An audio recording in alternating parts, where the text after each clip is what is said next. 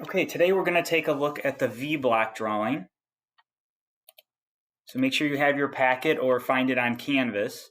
You'll notice the V-block, we're given a top view, a front view.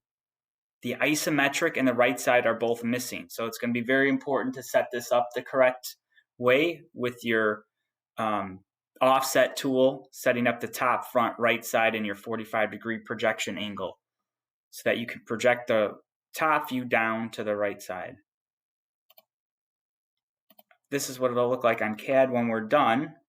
There's no difference in the setup as the last three that we've done. So I started with a new CAD borders. I've saved this now as V-block. I started with two construction lines. I drew one horizontal construction line and one vertical construction line to kind of mirror the green and red 0, 0 lines here. From there, I need to determine my height, my width, and my depth. My overall height is going to be 2 inches. My overall width is going to be 4 3/4. And my overall depth is going to be 2.5. So those are my three measurements that I'll need to set up the boxes. So I'm going to offset. So offset 2 inches for my height. So O, enter, 4.75 for my width. Now I have my front view, which is 4.75 by 2. Next, I need to do the 1 inch space. So I'm going to offset 1 to the right and 1 up. You'll notice I have the 1 inch square where the two 1 inch lines intersect in the upper right corner of that square. That's where we're going to draw our 45-degree miter line or projection line. So I hit tab, type in 45. Whoops, that's not right. Try that again. Hit tab and then 45, enter. That looks much better. The last offset is going to be our depth, which is 2.5. So O, enter, 2.5, enter. To the right, and this one up. And again, if it helps you to hatch in the 1 inch space, you can go ahead and do that using the hatch tool, which is right here, or H, enter. Once you have your top, front, right side boxes set up, double check that they're correct. So this one for our top should be 4.75 by 2.5. I'm just grabbing a line and just kind of tracing, I'm not drawing. 4.75 by 2. And this last one should be 2 by 2.5. 2.5 by 2. Now I'm ready to start doing the inside. I'm going to start with this front view, and you'll notice that there's like a little L shape or like a stairs, like a step almost. It goes up 1 inch, over 7/8, and then up an inch. So I'm going to start by doing those offsets. 1 inch up and then 7/8 over.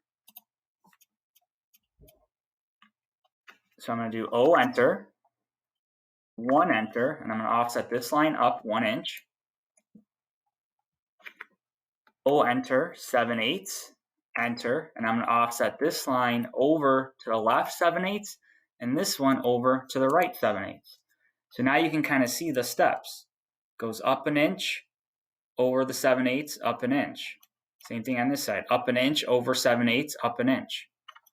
Now the last two lines I won't be able to do yet because I don't have any dimensions for these. I'm going to have to do the top view and project them down where these angles come in right here. So for the top view, maybe I'll offset from the back down 1 3/8 to get the point where to start the angle.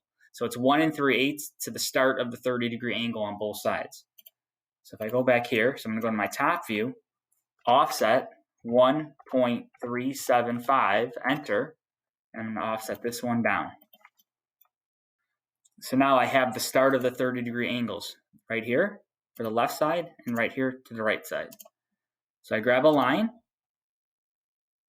get my starting point. I draw the line down, but I don't click yet. I'm just getting past the bottom. That's plenty, or get into the 1 inch space. Then you hit Tab. To switch to an angle, type in 30. Hit Enter. Same thing on the other side. However, if you type in 30 again, it's going to go 30 degrees this way. You got to remember that it's a 360-degree circle. So like for instance, right here, I'm horizontally to the left. I'm at 180 degrees.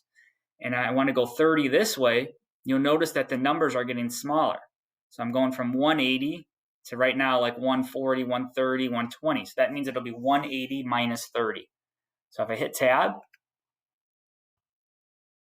I'll type in 150. And now I have my two 30-degree angles. I'm going to trim, so TR Enter. I'm going to click the bottom of my top view to keep and then hit Enter. Now I can delete the bottom of each angle. Now I'll be able to bring the point of that angle down to my front view.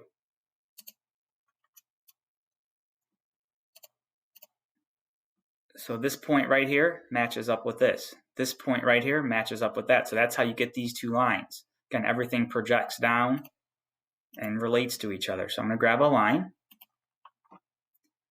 Now here's where you might want to be careful. The snap is turned on as a default. And again, with snap, I'm snapping to the grid. It's jumping around the grid. Like right now, I can kind of draw a nice square. I'm snapping to the grid. If I turn snap off, I can go anywhere I want. And if you notice, with the snap on, it's kind of jumping around that point I need. So maybe what I'll do is turn snap off, then grab a line. Make sure you zoom in and get the correct point. You don't want to click on one of the hatch lines. So I'm going from right here, and I'm going to go straight down to there, perpendicular. And then do it a second time for this side. Again, zoom in, make sure you're getting the correct point. And I'm going to go straight down here, perpendicular. So now my front view is complete. I just need to go over with my visible line.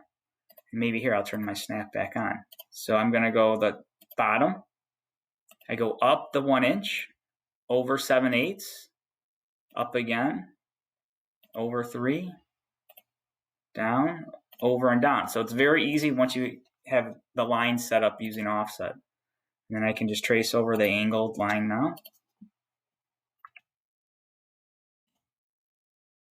And I can turn off my construction line just to kind of see where I'm at, make sure I got everything. Good, the front view looks pretty good.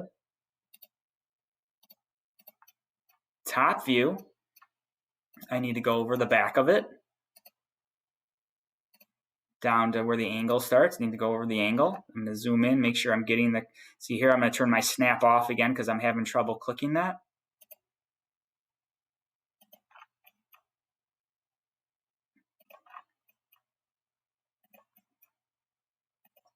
And then I also want to go over this line and this line. So now my top view is done. So those were the two easier ones, as those were the ones that were given to you. Again, like this matches up with that. So everything relates to each other. Turn on my construction lines again.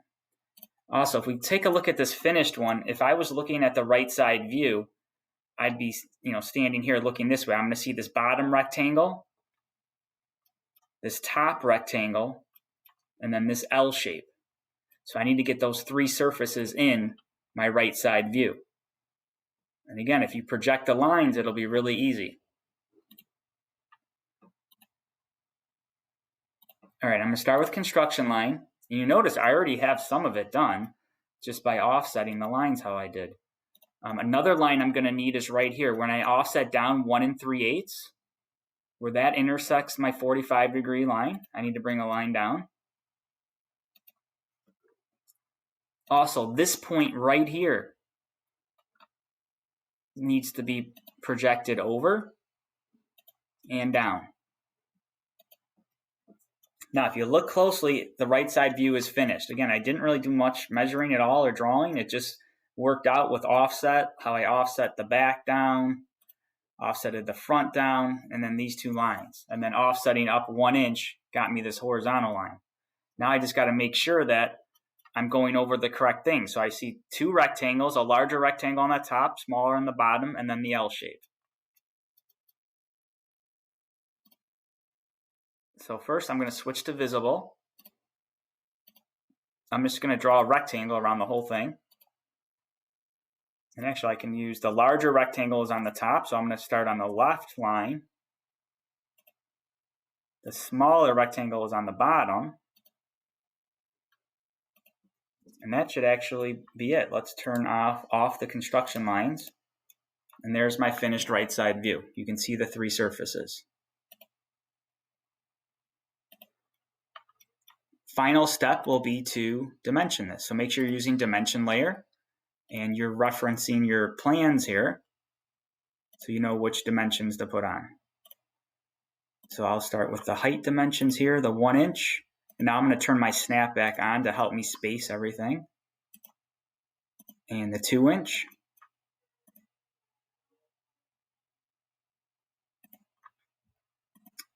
And I need to do the bottom width.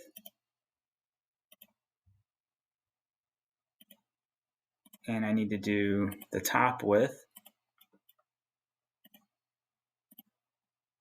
The 7/8. And then I need to come and do the 1 3/8. My two angle dimensions, so I'll click this line, then the angle. This bottom line, then the angle. And let's see how we did here. And I also need the 2.5 dimension, which would be my overall depth. Switch it back to linear. So that would be from here to there, and then bring that over. Okay, so that completes the 3 views of the V-block drawing.